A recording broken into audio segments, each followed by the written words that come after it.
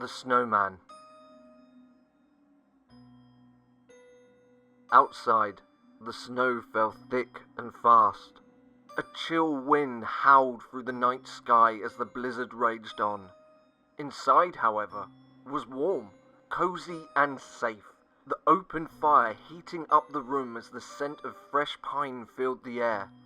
The perfect Christmas Eve. For the first time, I was alone this Christmas. My family lived too far away, and I only had a single day off to relax before it was back to the world of work.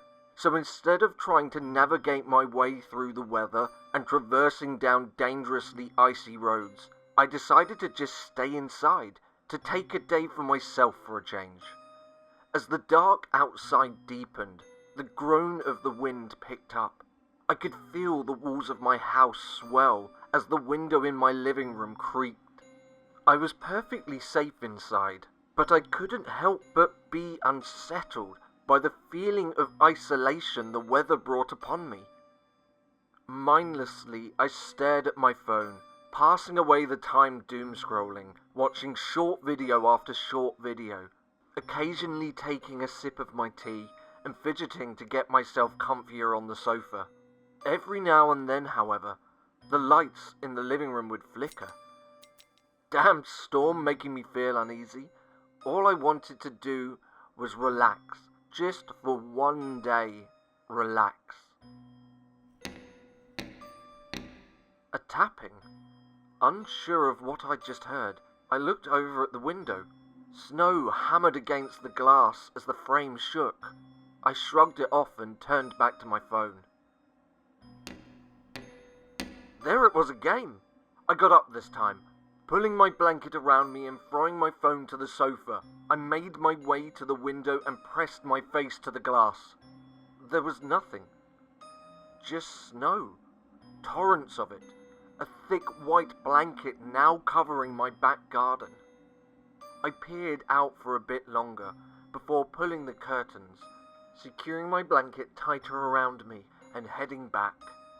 I had hardly made it halfway when...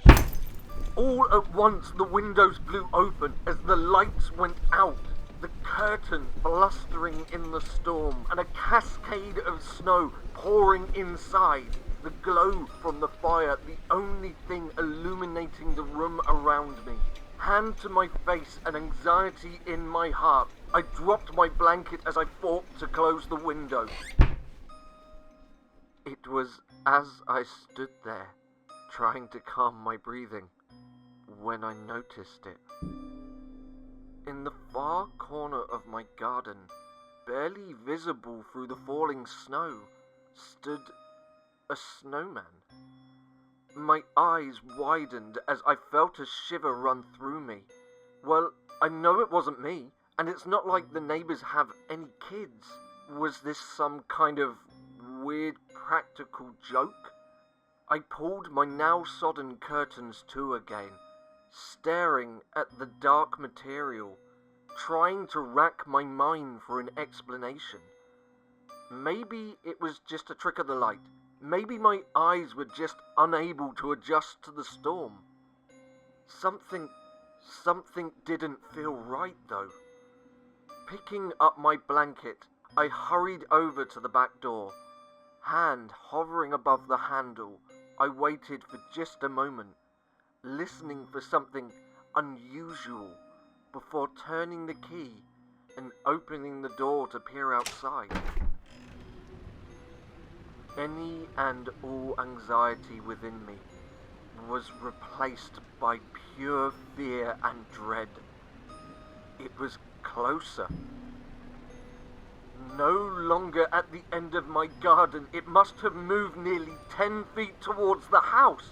Its silhouette now perfectly visible, its gnarled stick-like arms reaching forward as the scarf round its neck flustered silently in the storm. Nope, this was just my imagination. Nope, this is not real. I slammed the door shut and tried to rationalize everything. It probably wasn't real. It was probably just sleep deprivation and the bad weather playing tricks on me. I froze. A sense of foreboding washed over me as the tapping began once more. It was just the storm, just the snow on the window. It's the fact that I'm alone. My mind is beginning to play tricks on me.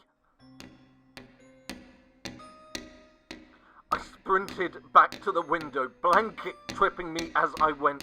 My breath, a lump in my throat as I gripped hold of the curtains and with trembling hands opened them just an inch.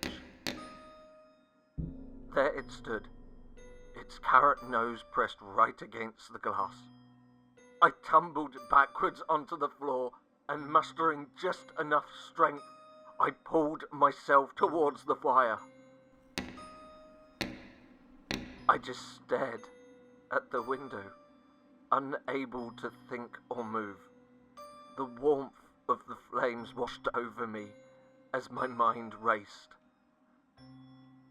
And just like that, I realized, in my panic, I had never locked the back door.